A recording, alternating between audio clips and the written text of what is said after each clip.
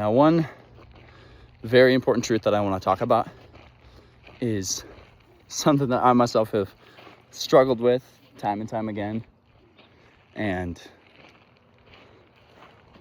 had to wrestle, had to re-accept, had to re-declare, and had to just humble myself and realize again and again and again this same truth. And that is that throughout the time that I have followed Christ and that I've actually devoted myself to his change and his goodness in my life and in my heart, one thing that I so abundantly keep realizing is that I am more confused now. I am less ready now. I am less equipped now than I ever was before. And my fleshly, worldly self is so much less capable the more and more that I trust in God and the more and more that I rely on him.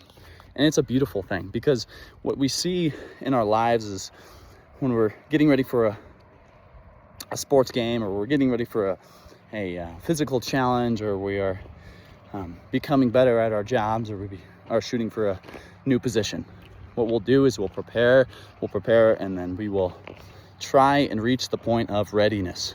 And what is very interesting about the Bible in comparison to really anything else is the point is not to get ready. The point is not to prepare. The point is not to be equipped for what God has for our lives. And the entire point is that we physically are incapable of fulfilling God's will on our own. I mean, hence it being God's will. But what we have to realize is that we're never going to be ready for that. We're never going to be ready for his goodness, for his plan and his will on our lives. And the more and more that you trust him, and the more and more that you give your life to Jesus, the more and more that you hand over your selfish and self-centered desires, the more you're going to also start to realize that, man, we are not at all prepared for what God has in store with us, for what God has in store for us.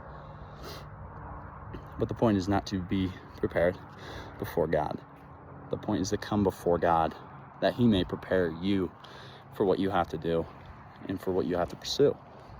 And so I just encourage you all to just remember that when you run into a season of discomfort, a season of confusion, a season of, God, I can't hear you right now. I don't know what you want me to do. I don't know if I'm ready for what you have for me. I don't know. And let's remember that we weren't ready when he first loved us. We weren't ready when he found us. We were not ready. And that's the truth. We're not going to be ready.